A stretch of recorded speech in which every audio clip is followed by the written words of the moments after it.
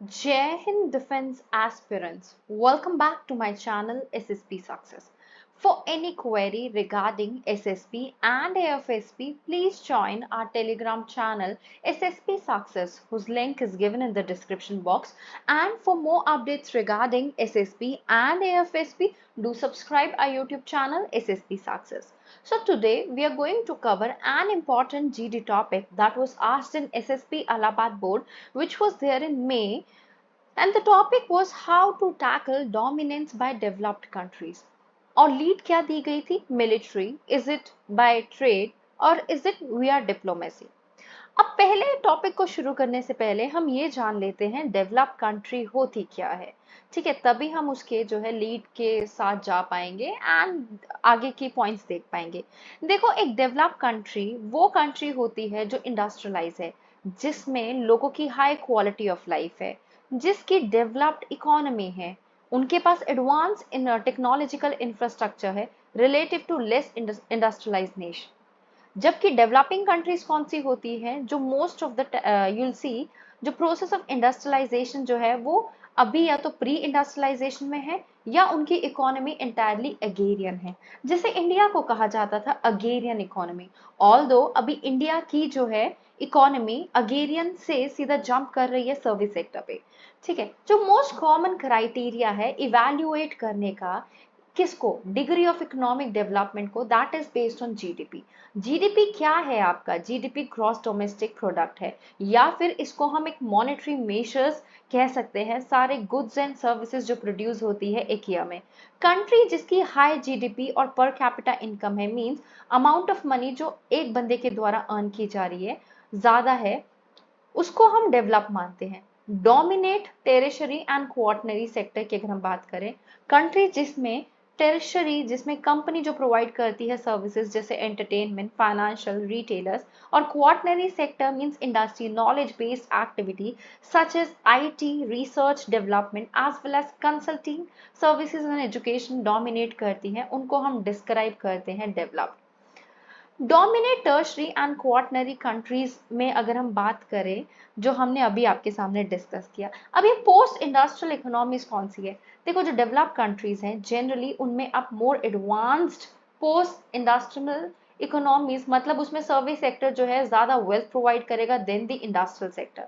Human development index एक ऐसा index होता है जो स्केल ऑफ इंफ्रास्ट्रक्चर को मेजर करता है। ये जनरल स्टैंडर्ड ऑफ लिविंग को बताता है हर एक ह्यूमन बींग की उस कंट्री में।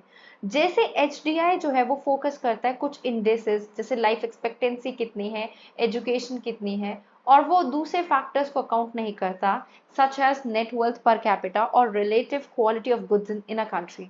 इसीलिए कुछ ऑफ द एडवांस कंट्रीज जिसमें G7 के मेंबर्स आते हैं, Canada, France, Germany, Italy, Japan, UK, US, European union, और दूसरी कंट्रीज जो है उनके अच्छा एचडीआई नहीं है, इसलिए वो कंट्रीज जैसे स्विट्जरलैंड जो है वो हाई रैंक करती है एचडीआई में, बिकॉज जीडीपी एंड एचडीआई में जो हम फैक्टर्स कंसीडर करते हैं, both of them they are different.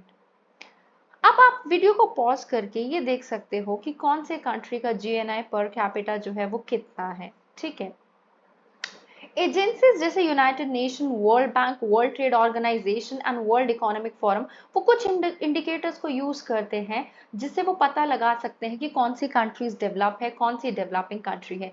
जैसे यूनाइटेड नेशन ने क्लासिफाई किया है कंट्रीज को low, lower middle, upper middle, high income countries. ये क्लासिफिकेशन बेस्ड है किस पे? Gross national income per capita के ऊपर। लो इनकम इकोनॉमी कौन सी है? जिसका GNI per capita up to $1085 है। लोअर मिडिल इनकम कौन सी है? जिसका GNI per capita that is $4255। Upper middle income country कौन सी है? जिसका जीएनआई पर कैपिटा 13205 है। हाई इनकम इकोनॉमी कौन सी है? जीएनआई पर कैपिटा अबव 13205 है। क्यों यूनाइटेड नेशन क्लासिफिकेशन कंटेस्ट की जाती है? देखो, यूएन की जो क्लासिफिकेशन है वो पूरी तरीके से आपको एक्यूरेट तो नहीं कह सकते होगी, बट वो फोकस करती है लिमिटेड एनालिटिकल वैल्यू पे, जिसमें टॉप 3 कंट्रीज जैसे यूएस, यूके, नॉर्वे को कैटेगराइज किया गया है डेवलप कंट्रीज।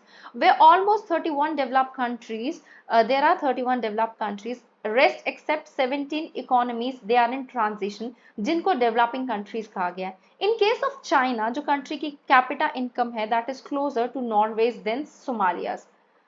चाइना का पर कैपिटा इनकम 26 टाइम्स है सोमालिया से, जबकि Norway is just about 7 times that of China, but still it got the tag of developing country. दूसरी तरफ यूक्रेन, जिसका जीएनआई है $4120, जो थर्ड है चाइना का, उसको डेजिग्नेट किया गया है economies in transition rather than a developed nation. अब हमने देखा था शुरू में, क्या देखा था, तीन लीड दी गई थी कि कैसे हम डोमिनेंस को टैकल कर सकते हैं, मिलिट्री से, ट्रेड से या डिप्लोमेसी से। अब हम एक एक लीड को कवर करेंगे। सबसे पहला है हमारा मिलिट्री। अभी रिसेंटली एक Stockholm international peace research institute yearbook 2023 ने यह रिवील किया कि चाइना पोटेंशियली उसके पास काफी ज्यादा इंटरकॉन्टिनेंटल बैलिस्टिक मिसाइल है एज कंपेयर टू यूएसए और रशिया, या फिर हम कहेंगे उनके पास पोटेंशियल है कि हो सकती है by the end of this decade. Russia के पास highest number of stored nuclear arsenal है, followed by US, China, while US have deployed the highest number of nuclear arsenals, followed by Russia and France. पहले आगे जाने से पहले military के importance को जान लेते हैं।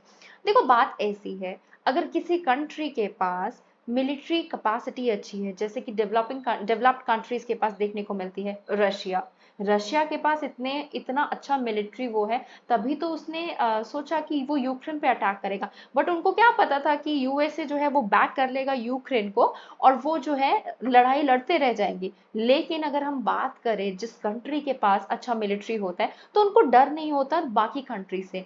अगर आप कल को देखो, एग्जाम्पल देती हूँ, अगर किसी कंट्री के पास अच्छा military deployment, military force, military हथियार अच्छे नहीं है और कल को उन पे कोई अटैक कर दे, तो वो टैकल नहीं कर पाएंगे। ठीक है, सो बेसिकली, और मिलिट्री वाले जिसका अच्छा वो भी होता है, उनको कहीं ना कहीं कैसे हम डोमिनेंस को भी टैकल अप कर सकते हैं। अब देखो, कहीं ना कहीं आप देखते हो इंडिया क्या करता है, जैसे कि अभी रिसेंटली वो हुआ था कुछ कोई वेदर, मतलब वहां पे एक इंडिया जो है अपनी सॉफ्ट पावर दिखाता रहता है। जब भी किसी भी कंट्री को क्राइसिस होता है, या तो फ्लड सिचुएशन आई है या कोई अर्थक्वेक आया है जिसकी वजह से काफी डिविस्टेशन हुआ है, तो इंडिया अपनी फोर्स भेजता है। इंडिया यूएन में भी अपनी फोर्सेस भेजता है। तो उससे क्या पता चलता है, अच्छी मिलिट्री मींस अगर एक कंट्री डेवलप्ड होगी तो वो बाकी कंट्रीज की भी हेल्प कर पाएगी ना, तो इसलिए भी मिलिट्री एक रोल इंपॉर्टेंट प्ले करता है। अदरवाइज आजकल का जो जो वर्ल्ड ऑर्डर चेंज हो रहा है, उस अकॉर्डिंग हमारे पास अच्छी मिलिट्री होनी बहुत जरूरी है। अब सिप्री ने कुछ रिवील किया है न्यूक्लियर अर्सनल्स को लेके। ग्लोबल न्यूक्लियर अर्सनल्स की अगर हम बात करें, ठीक है, उसमें मॉडर्नाइजेशन एंड एक्सपेंशन की बात करें, 9 न्यूक्लियर आर्म स्टेट्स जिसमें यूएसए, रशिया, चाइना, वो मॉडर्नाइज कर रही है और एक्सपैंड कर रही है अपने न्यूक्लियर अर्सनल्स को, और वो डिप्लॉय कर रही है न्यू न्यूक्लियर आर्म्ड और न्यूक्लियर कैपेबल वेपन सिस्टम। ये 2022 की बात है, बिकॉज ये 23 में रिपोर्ट आई है, तो डेटा 2022 का ही लिया गया है। दूसरी कंट्रीज की बात करें, UK, France, India, Pakistan, north Korea, Israel. Total global inventory की अगर हम बात करें जनवरी 2023 में, एस्टिमेटेड इन्वेंट्री इज 12512 अप्रोक्सीमेटली, जिसमें से 9576 वॉरहेड्स है जो मिलिट्री स्टॉक पाइल्स में है पोटेंशियल यूज के लिए।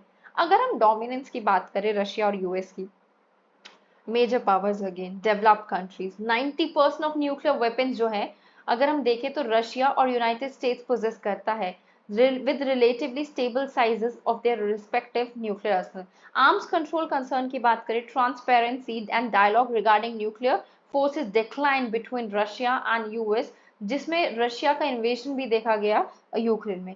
Super suspension of strategic stability dialogue and treaty on measure for further reduction and limitation of strategic offensive arms, उन्होंने हॉल्ट किया है डिस्कशन को for follow on treaty. New start limits maintain despite ये जो strain relation देखने को मिल रहा है यूएसए एंड रशिया के बीच में, तब भी उनकी डिप्लॉयड स्ट्रैटेजिक न्यूक्लियर फोर्सेस जो हैं, मतलब तब भी उनकी वो जो है लिमिट, मतलब विद इन लिमिट में नहीं थी according to SIPRI assessment. India के न्यूक्लियर अर्सनल्स की बात करें अगर हम, तो ग्रोथ इन अर्सनल्स में क्या हुआ है कि इंडिया का न्यूक्लियर अर्सनल एक्सपैंड हुआ है, जो 160 से लेके 164 हुआ है। पाकिस्तान का 165 से लेके 170 हुआ है। ठीक है, सो ओके, सो अगर हम देखें focus on long range weapons, India nuclear deterrent है, जबकि वो फोकस कर रहा है पाकिस्तान में। वाइल फोकस्ड ऑन पाकिस्तान, वो एक ग्रोइंग एम्फेसिस कर रहा है लॉन्गर रेंज वेपन्स पे, जो कैपेबल हो reaching target across China. Upgrading ballistic missile, India जो है वो अपग्रेड कर रहा है अपने बैलिस्टिक मिसाइल को और डेवलप कर रहा है submarine launch intermediate range ballistic missile, और वो न्यू जनरेशन बैलिस्टिक मिसाइल को इंडक्ट करने की कोशिश कर रहा है, दैट इज अग्नि प्राइम। चाइना का न्यूक्लियर आर्सेनल की बात करें, साइज बड़ा है, जैसे चाइना का न्यूक्लियर आर्सेनल ग्रू किया है 350 से लेके 410। ठीक है, कंसर्न्स की अगर हम बात करें, जो एक्सपेंशन हो रहा है चाइना में, तो China minimum nuclear forces, basically ये कॉन्ट्रोडिक्ट किया जा रहा है, चाइना ने स्टेट किया है goal of maintaining minimum nuclear forces for national security. Trade आपकी दूसरी लीड थी। देखो हमने देखा काफी सारे ऑनगोइंग ट्रेड वॉर चल रहे थे चाइना एंड यूएसए के बीच में, एंड कोविड-19 पैंडेमिक के टाइम पे चाइना का जो रोल था ग्लोबल मैकेनाइज्ड ट्रेड में, वो इतना ज्यादा अफेक्ट नहीं हुआ। चाइना इंडिया का बिगेस्ट सोर्स ऑफ इम्पोर्ट है, और उसका टोटल शेयर इन टोटल अगर हम देखें, इंडिया का जो इम्पोर्ट है वो डबल है। इंडिया की डिपेंडेंस चाइना पे फॉर नॉन ऑयल इम्पोर्ट्स भी बहुत ज्यादा है। इंडिया के ट्रेड रिलेशन चाइना के साथ काफी सिग्निफिकेंट है। चाइना जो है इंडिया का लार्जेस्ट सोर्स ऑफ इंपोर्ट है फॉर द 15 ईयर्स। इंडिया ने इतने एफर्ट किए अपने डिपेंडेंसी को कम करने के लिए, और एफटीए को भी साइन, मतलब एंड थ्रू लाइक एफटीए भी आपने देखा था ना कि इंडिया कम से कम रखने की कोशिश करता है विद चाइना, और बाकी दूसरे कंट्रीज के साथ तो है ही, एशियन कंट्रीज के साथ। चाइना का शेयर इंडिया के इंपोर्ट में ओवर द ईयर्स बढ़ता जा रहा है बिकॉज, और हमारा ट्रेड डेफिसिट और जो है वाइडन गैप ले रहा है। इंडिया की इकोनॉमी फर्म है out of throws of pandemic blues, और वो ये एक्सपेक्ट किया जा रहा है कि हायर देन एक्सपेक्टेड, जो कि 7.2% जीडीपी ग्रोथ देखी जाएगी। As per chief economic advisor V Anantha Nageswaran, India जो है वो ग्रो करेगा longer period of 7 to 15 years के लिए, बिकॉज चाइना ने 1979 से लेके 2008 के बीच में बहुत अच्छे से वो ग्रो किया, running into over heating problem also अगर हम कहें। कैसी है इंडिया की economic performance in external sector? अगर हम देखें, इंडिया के पास डाइवर्सिफाइड मार्केट है, उसने अपना ट्रेड एक्सपोर्ट इंक्रीज किया Brazil, south Africa, Saudi Arabia में। इंडिया की परफॉर्मेंस की बात करें, इंडिया का करंट अकाउंट बैलेंस जो है वो रिकॉर्ड किया गया deficit of $36.4 billion, 4.4 of GDP, और वो सेकेंड क्वार्टर में जो था वो $9.7 बिलियन था, जो कि 1.3% ऑफ जीडीपी क्वार्टर सेकेंड था। ये mainly due to higher mechanized trade deficit हुआ, जो कि $83.5 बिलियन का हुआ, और नेट इन्वेस्टमेंट इनकम आउटगो बढ़ा है। ये मार्केट साइज को इंक्रीज करने के लिए, बेटर पेनिट्रेशन के लिए 2022 में इंडिया ने सेपा को यूएई के साथ साइन किया, एक्टा को ऑस्ट्रेलिया के साथ। इंडिया लार्जेस्ट रेसिपेंट है रेमिटेंसेस का in the world, receiving $100 billion in 2022, और remittances second largest source of external financing है इंडिया के लिए आफ्टर सर्विस एक्सपोर्ट। दिसंबर 2022 में इंडिया का फॉरेक्स रिजर्व जो है $563 बिलियन था, कवरिंग 9.3 मंथ्स ऑफ इंपोर्ट्स। और इसको अगर हम देखें, there is a decline from 13 months of imports. India फिर भी 6th largest foreign exchange reserve holder है वर्ल्ड में। तीसरा, हम डिप्लोमेसी लीड की बात करते हैं। देखो डिप्लोमेसी होता क्या है, जो भी एक्टिविटीज हम दूसरे कंट्रीज के साथ करते हैं उनको डिप्लोमेसी माना जाता है। देखो, it could be a soft power diplomacy, it could be a hard power diplomacy. हम इसको सॉफ्ट पावर के टर्म में स्टडी करेंगे, बिकॉज इंडिया एक सॉफ्ट पावर कंट्री है। देखो, according to Harvard political scientist, जिन्होंने ये सॉफ्ट पावर की टर्म को डिफाइन किया था, सॉफ्ट पावर एक ऐसी एबिलिटी होती है कंट्री की कि वो दूसरे कंट्रीज को परसुएड कर सके जो उनको करवाना चाहते हैं, बिना किसी फोर्स के, बिना किसी प्रेशर के। सॉफ्ट पावर कंट्री के लाई करती है कंट्री के अट्रैक्टिवनेस में और तीन रिसोर्सेज में, कंट्री का कल्चर, पॉलिटिकल वैल्यूज और उसके फॉरेन पॉलिसीज। इंडिया बोस्ट करती है amazing variety and wealth of soft power resources. Analyst ये कहते हैं कि सॉफ्ट पावर के पास पोटेंशियल होता है कि वो मल्टीप्लाई कर सकती है इंडियन डिप्लोमेसी के एफर्ट्स को, और इसी रिगार्ड में वो परसुए कर सकती है इंपॉर्टेंट ऑब्जेक्टिव्स भी। इंडिया के सॉफ्ट पावर की बात करें, इंडिया की सॉफ्ट पावर लाई करती है उनके स्पिरिचुअलिज्म में, yoga, movies, television, classical, popular dance music. उनके प्रिंसिपल जो है non violence, democratic institution, plural society, cuisines, पूरे वर्ल्ड के लोग को उस इन सब चीज से अट्रैक्ट होते हैं। इंडिया की एक ऐसी सिविलाइजेशन है जिन्होंने ऑफर किया था refugee to cultural and religious freedom to Jews, Parsis, Christian and Muslims. Imprint of Indian civilization is the strongest throughout the world. India एक ऐसी कंट्री है जिसमें मेजर रिलीजन आपको देखने को मिलेंगे, हिंदू, इस्लाम, क्रिश्चियनिटी, सिखिज्म। जो को एग्जिस्ट करते हैं। इंडिया जो है वो सॉफ्ट पावर रिसोर्सेज में डिप हो रखी है in its diplomatic engagement abroad. International day of yoga reflect करता है कि योगा की इमेंस पॉपुलैरिटी वर्ल्ड वाइड, ठीक है। इंडियन डायस्पोरा जो है वो एम्बेसडर है carriers of our soft power. New Delhi जो है अपनी सॉफ्ट पावर वर्ल्ड कैपिटल में दिखाती है कैसे, जैसे अभी कोविड के टाइम पे वैक्सीन दी, जैसे अभी जो अर्थक्वेक आया था उसमें लोगों की हेल्प की, अपनी फोर्सेस को भेजा। बुद्धिज्म एक इम्पॉर्टेंट ब्रिज है जो कि इंडिया और south east Asia and east Asia, but जबकि साउथ एशिया के साथ भी इंडिया को ब्रिज करता है। इंडिया का सक्सेसफुल आधार प्रोग्राम ने हेल्प किया है कंट्रीज को सिमिलर थिंग्स करने में, और इंडिया की कैपेबिलिटी जो है वो huge source of soft power है। So guys, that was all. I hope you like the video. If you like it, do like it, share it and subscribe our YouTube channel SSP Success. Your likes and comments motivating me to make more and more videos on time. And I hope you will share it with your friends also. Thank you everyone.